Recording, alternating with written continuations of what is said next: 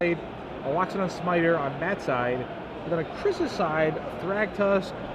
Is that a beast token, I'm guessing? Yeah, we'll figure out what token that is in a minute. We'll get the right token on the board there. Right now, that's a Ruben Bressler token. Okay, Ruben Bressler token. But Ruben could be anything, even a Jungle Weaver, so we'll get the right thing out there. Yeah, and just by looking at the board state, it looks like Matt's favored here. I mean, I do see it on barrel rights, unless Chris has, you know, a Crater Hoof in his board, in his graveyard. I'm not sure if he's playing it. Could be an Angel of Serenity down there as well. We'll take a look at the deck list here for Chris. Crater Hoof Behemoth you're not going to find. 3 Angel of Serenities, of course, you are going to find here. Chris playing Junk Reanimator to the old standby that him and Brian Bronduin are always playing. Deck list is a little bit different than we've seen over the past couple of weeks. They're always updating as they do play.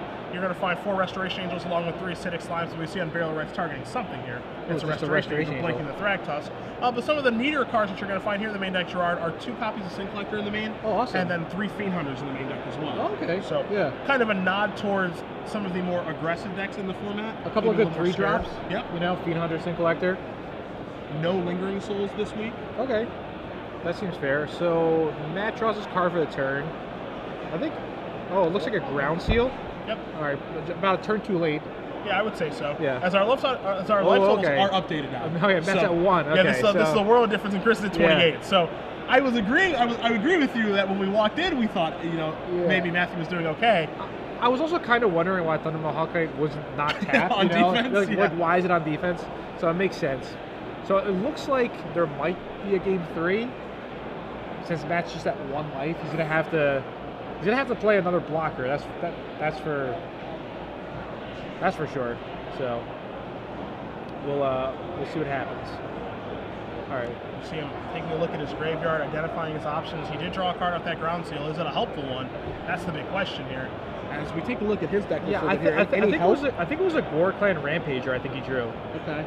All right, he's going to pick him up. So as these players are going to be shuffling and sideboarding here for Game 3, we're going to have the opportunity to take a look at both their deck lists. We'll go over Beverley's because it's a little bit different than Chris's. You guys are probably very familiar with Junk Reanimator at this point. What do we have here, Gerard? All right, pretty much we have a Naya build. It could be compared to Eric Froehlich's deck that he made the top 4, I believe, with at Pro Tour Montreal. He has 3 Gore Clan Rampagers, he has Loxodon Smiters, he has Arbor Elf, he has Voice of Resurgence, Boar's Reckoner, Thunderbolt Huckite, Avicii Pilgrim.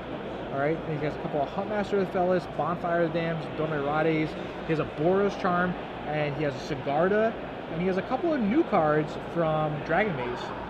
He has the Tajik Blade of the Legion. Alright, the indestructible Guild Champion. Yeah, 4 mana, 2/2.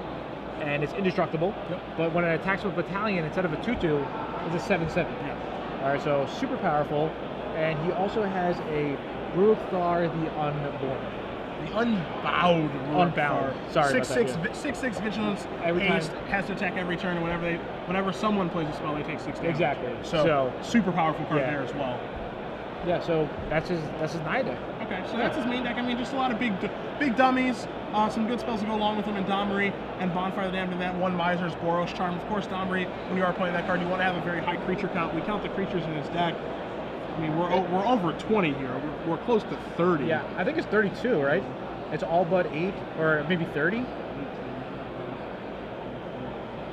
Yeah, we're at 30. 30? Okay, so 30 creatures in his deck, and just 3 Bonfire of the Dams, 4 Domirades, and 1 Boros Charm.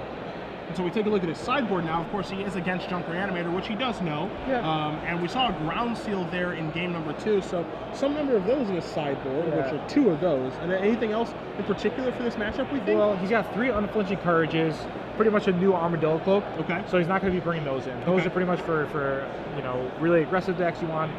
Garruk Relentless, probably not. Maybe. We've seen some people sideboard this in as a way to control the mana accelerants from Junk Reanimator. They can play a more honest game by having to cast their threats and actually draw their lands. It's the thing with Garruk is it's super dependent on if you're on the play or the draw. Exactly. If you're on the draw, it's very poor. If you're on the play and you can play it on turn 3, it's actually quite good. Okay. So maybe Garruk. Advent of the Worm. Probably not. Definitely he's going to bring in 2 Selesnya Charms. He wants an answer to Angel Serenity. Wear and Tear. Probably not. There's nothing he really wants to kill. Rare Revelation, again, no.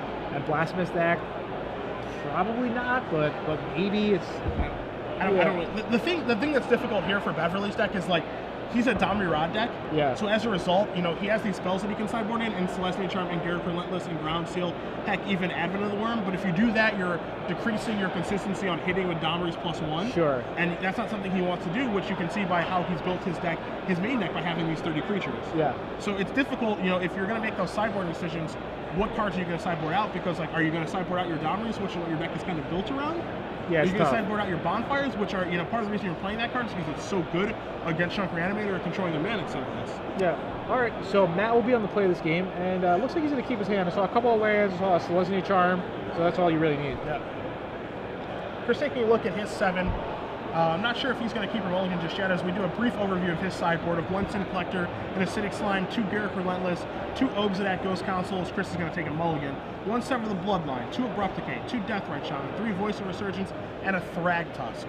Now, you know, none of these cards really jump out to me as great in the Naya matchup outside of Ogs of that Ghost Council, just because it is a big body, kind of flickers back and forth, but is that what he really needs in this matchup?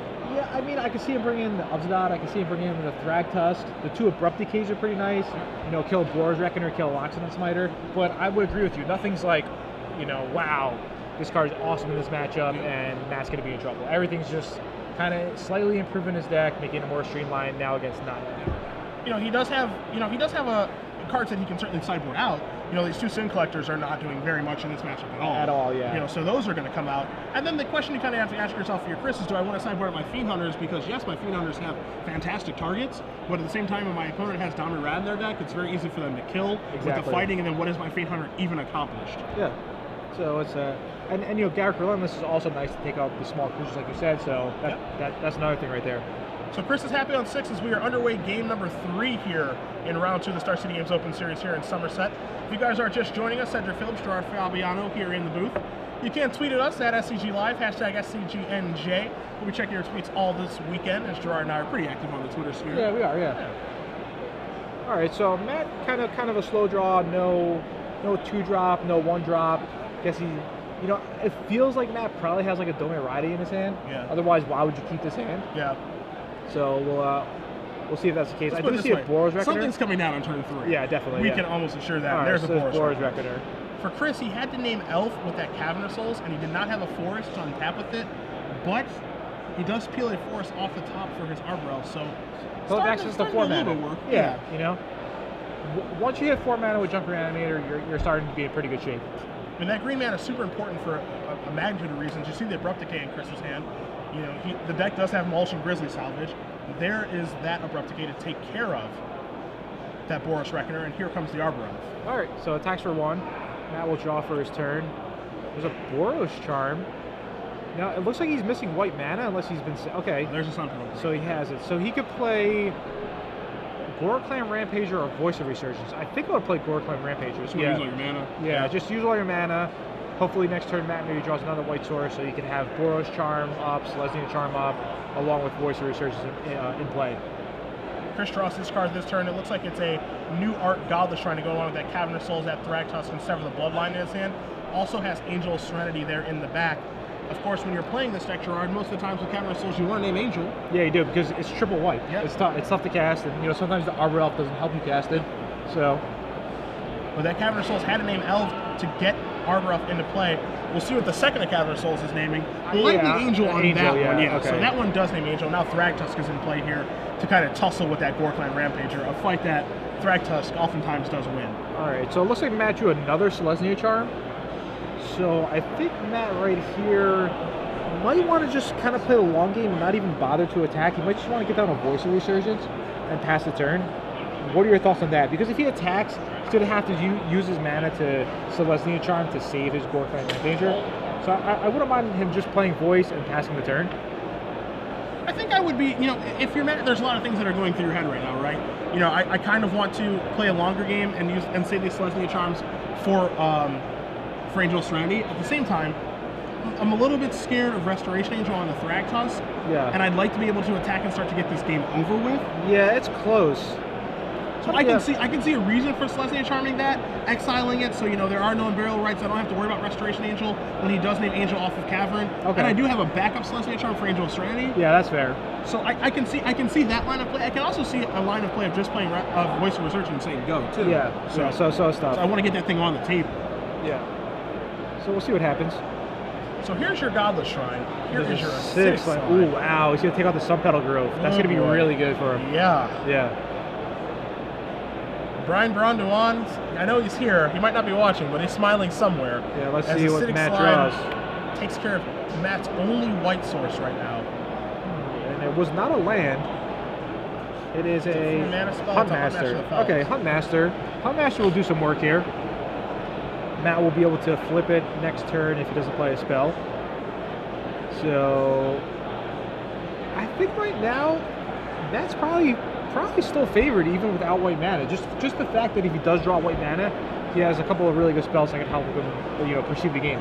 And it's tough. Every turn that goes by, Chris is closer and closer to casting Angel of Serenity, and then his attacks get better, and he can close the door so quickly on the game because yes, Matt does get his creatures back from Angel of Serenity, but he doesn't have enough lands to deploy them very quickly. That is true. Because then he can only play maybe like one spell a turn. Yep. It might not be that impactful. Like a Voice of Resurgence on turn 8 or 9 of the game is not going to do too much. Yeah. I actually thought he might have slided out his Voice of Resurgence. Yeah. Believe it or not. I don't know. Maybe Voice of Resurgence is getting too much hype. At the end of the day, it is still a 2-mana 2/2. Yeah, it is. Yeah. It's still just a Grizzly Bear. It does have a lot of text for a Grizzly Bear. Yeah. Maybe the most text of all time on a Grizzly Bear. Well, it's still a Grizzly Bear. Yeah. Right. Yeah. I feel like there's other cards like that. 2-mana 2/2. Put a 1/1 token into play. There's like Goblin War Marshal, right? Yeah, the Mog War Marshal. Yeah, 1/1 instead of a 2/2. Yeah, but I mean, I understand. Yes, puts one into play. Yeah, puts similar. one when it dies. Yeah. Yeah. So because a 2/2 doesn't stand up good against a Thragtusk, doesn't stand up good against a 3/3 beast. So. And one thing that Junk Reanimator is really not doing is casting instants. In the way that you would like to punish them, as you see, Sever the Bloodline going to take care of the Huntmaster the for good. Yeah, Severing is in, yeah. So last 2 cards for Chris are Angel of Serenity and Thragtusk. Oh wow, okay, yeah. So knowing their hands, Chris definitely has the advantage this game. I was only looking at Matt's hand and was envisioning Chris had 0 cards in his hand. Sure. So Temple Garden, the draw here for Matt this turn. Here comes Gorklan Rampager. I think I might double block here. No, you can't. You could never lose Arbor Elf. No, you can never let Arbor Elf go at this point. Yeah, especially with Angel Serenity. Because Temple Garden. He's just 1 mana away from casting. He has the necessary white mana. Yeah. And there's Voice of Resurgence post-combat. All right, so there we see Voice of Resurgence on the screen. Overgrown Tomb can't come into play fast enough for Chris. He takes it right off the top, deals himself 2 damage. And you can look at Voice of Resurgence right now, but that's going away, and Angel of Serenity's coming into play to take care of all 3 of these guys. He's going to wipe the board. Wipe the board, attack for 5, and it's lethal next turn, right? Yeah. Attacks Matt down to 9 life, and then next turn he's got way more than 9 points of damage on the board. Looks like he has 11.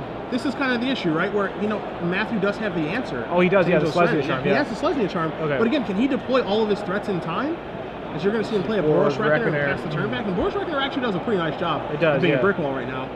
Chris does have the Sever the Bloodline to flash back in his graveyard. He does draw an Absence Pilgrim for the turn. 5. Yeah, he does have 7 mana. Yeah, I would just flash it back. Yeah, bring him up to 4 life. Brings Beverley down to 4, but we know that Matt does have that Gorklan Rampager in his hand that can kind of stabilize things a little bit here. It's an uphill climb. Yeah, it's tough. This game was kind of back and forth. Chris had the mulligan, and then it looked like Matt had a decent start.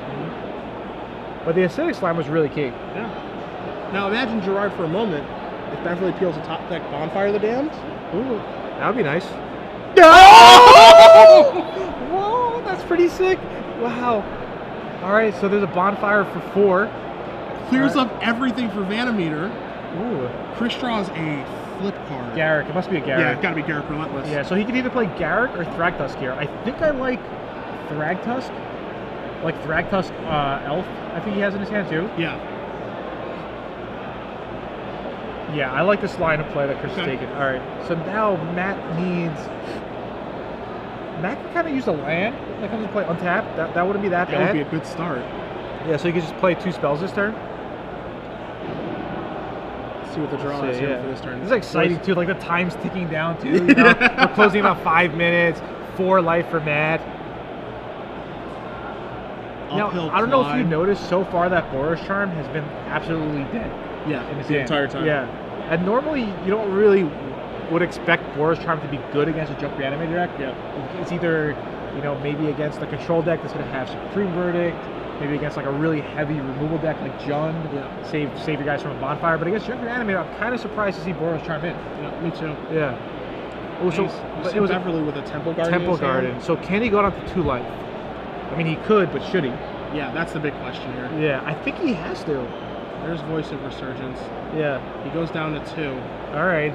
Here's Goreclan Rampager, passes the turn back. So now, Ironically enough, yeah, if Chris does fight the Voice of Resurgence because of its Leaves play trigger, exactly. he'll get a 2/2. So Chris just draws an isolated Chapel, I believe. So that's not really going to help him here, especially with 7 lands already in play, Now here's or 7 mana sources already in play. So it doesn't look like Chris can win this turn. You know, so what do you think his line is here? I think it starts with just attack with Thragtusk. Only Thragtusk? Okay. I don't think attacking with the Pilgrim gets anything done. Yeah. And now the question here for if you're Beverly is do I block with this or do I block with the Rampager? I mean, in theory, this is a chump, but you're getting a guy, but then the guy dies to Garrick, but he doesn't know that he has Garrick in his hand. Yeah, I think he has to chump right there. So now the Elemental is going to come into play. Okay, so right now it's going to be a 2/2. Yep. All right. So now Chris is going to play Garrick. He's going to fight that, and now Garrick's going to flip into Garrick the Veil Curse, and now he's threatening the ability to search. But Matt now has that Boros Charm, so if he doesn't draw a creature that he feels like he can't attack the Garrick with the Rampager, because he could just attack and kill the Garrick. Sure. He could Boros Charm Chris, redirect to the Garrick. Oh no. Wait, is that a bonfire? I think I should just saw Chris give a little like, are you serious? Is that another bonfire? If it is, that's going to be really good here. If that's a bonfire of the damned, I would cast it. But only oh my god. Wow. All right.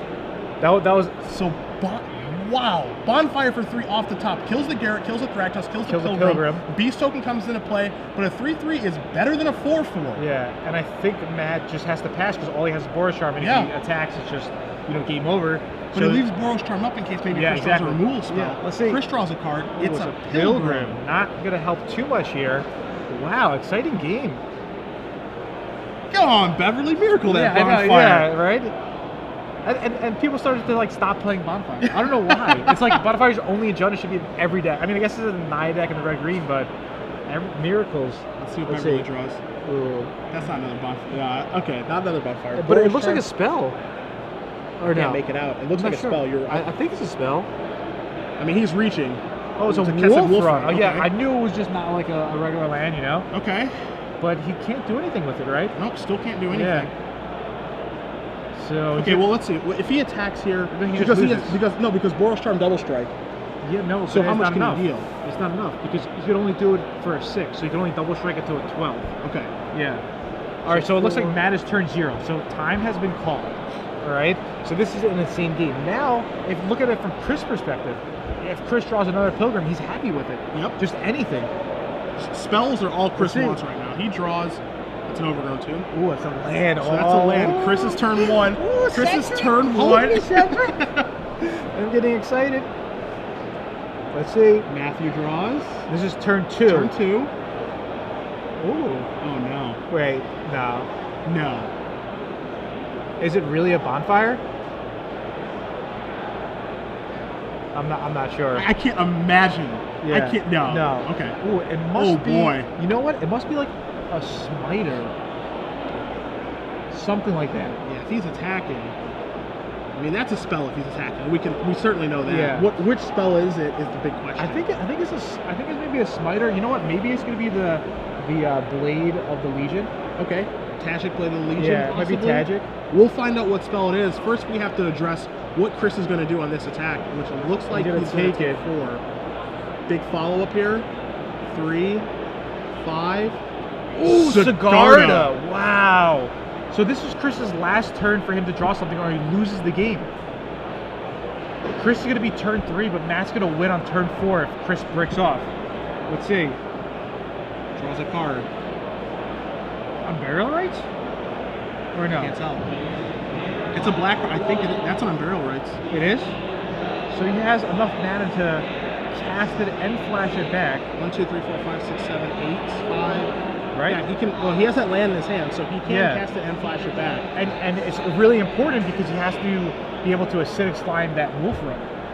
Yeah. So this game could be a draw now, unless Matt rips something. All right, so there's your land, there's your Unburial Rights. Let's see what he's going to target. He's going to play a threat. He's going to get back Thragtusk, gain himself 5 life. He's going to flashback Unburial Rights. He's going to target Acidic Slime. Take care of that Kessid Wolf. Oh, wow. So now Matt's in danger of losing. He's very much in danger of losing because Chris, this is turn 3 and Chris has turn 5. Bad. Wait, hold on a second. Boros Charm is all creatures get indestructible or all permanents? It's all permanents. Get indestructible? Yes. Yeah, but he couldn't cast it. Oh, he didn't. Oh, yeah, you're right. Disregard Sorry, double white, yeah. Double white, yeah.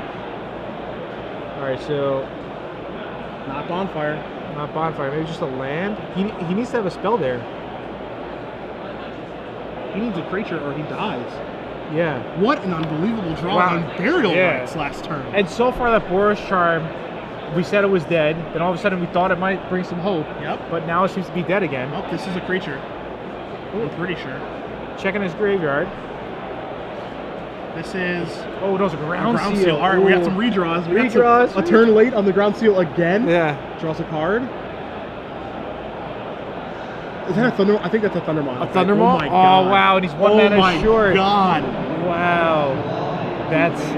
Wow, what a great game. It's only round 2. Oh my goodness. Okay, now do you think there's any way Matt could attack and force Chris to like... No, I think Chris... The problem here is that we're in turns. So like Chris is turn 5, so like there's no reason for Chris just not to go, all right, turn them all sideways. Yeah, exactly, like if it doesn't work, it's it's a draw. If it does work, you're dead. Yeah. So it's an actual free roll on his next turn. And there's no way that, you know, by him attacking with the Warclan Rampager, Chris might throw something. Yeah. Chris has such a high life total. There's really no reason why he'll have to fear anything. You know? Yeah. So it looks like Chris is going to take down this match. Oh my gosh. It's really exciting. Chris is going to win after 2 Miracle Bonfires. Almost in consecutive turns. I think it was like Miracle Bonfire, something happened, Miracle Bonfire. There's only like a turn or 2 that went by in between. Yeah. So Beverly's going to attack with his 2 guys, try to induce a mistake on Chris's end. Yeah, maybe Chris might try to play around double Boros Charm that might, but I don't even think that's going to matter. So definitely an exciting game. I mean, this attack here is just a free roll for Beverly. Yeah, you know. No, it's not. Well, yes, free roll for Beverly, but Beverly's most likely going to lose the game. It's a free roll that's not going to work out. Yeah, this is turn 4. Yeah. So you know what's interesting? Game 2, Matt drew the ground seal the turn after the Unburial Rights. So again. Yep. Yeah, that's pretty sick. So Chris just blocks, and Chris will get a beast token. That's like pretty much like the most idiot-proof block there, because like whatever goes wrong. Oh, the Blasphemous deck! No way! That's insane. We thought it was the Thunderbolt Hellkite. 1, 2, 3, 4, 5. Oh, and it's a draw. Insane! Oh my god! Insane! Because all Chris had to do was not block with Thragtusk. If he doesn't block with Thragtusk, my god! Wow! That's insane. That was excellent. That was insane. Yeah. And that's just a land, so it's a draw. That's a draw. Oh wow. Sandra, just give me a high five or something. Seriously. that game was awesome. That was insane. We thought it was a Thunderbolt Hellkite. Yes. You said Thunderbolt Hellkite. I was like convinced it was Thunderbolt. He only has 1 class and his sideboard. We said maybe he'll bring it in, maybe not. Wow, excellent game. And Chris is probably, you know, I don't want to say about to see the game over. Yeah. Oh my god. Wow, look at he's stunned because he knows all he had to do. Yeah,